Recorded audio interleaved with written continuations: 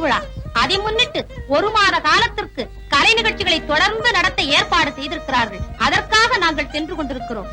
கலைஞர்கள் உற்சாகத்தோடு சேவை செய்ய வேண்டும் என்றால் ரசிகர்கள் திரளாக கூட வேண்டும். ரசிகர்கள் கூட்டமாக கூட வேண்டும் என்றால் முதலில் மழை பெய்யாமல் இருக்க வேண்டும். எங்கள் நிகழ்ச்சிகள் நடந்து முடியும் வரை ஒரு சொட்டு மழை கூட பெய்யாமல் பார்த்துக் கொள்ள வேண்டியது உன் பொறுப்பு.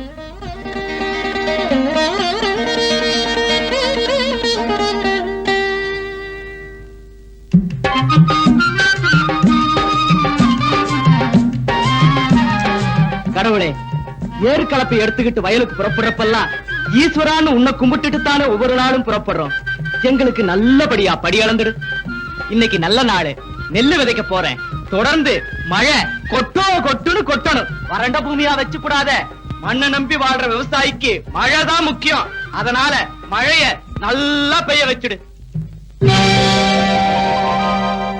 எவ்வுலகையும் காக்கின்ற பரம்பொருளே, பூலோகத்தில் நடக்கின்ற காட்சிகளை பார்க்கும் போது எனக்கு வேடிக்கையாக இருக்கிறது. தேவி, அப்படி என்ன விந்தையை கண்டுவிட்டாய்?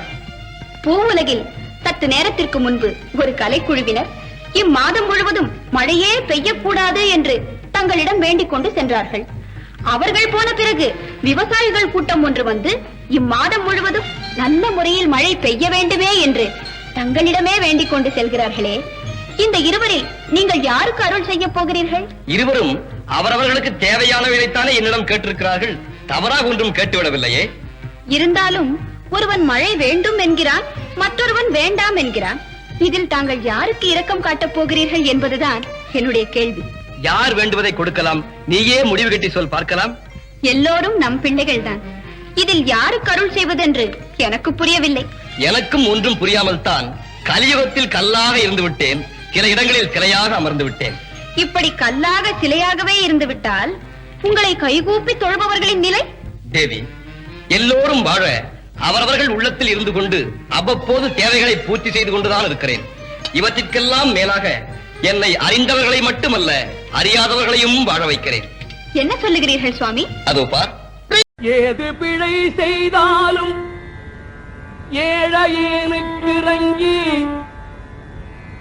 தீது புரியாத தெய்வமே, தெய்வமே,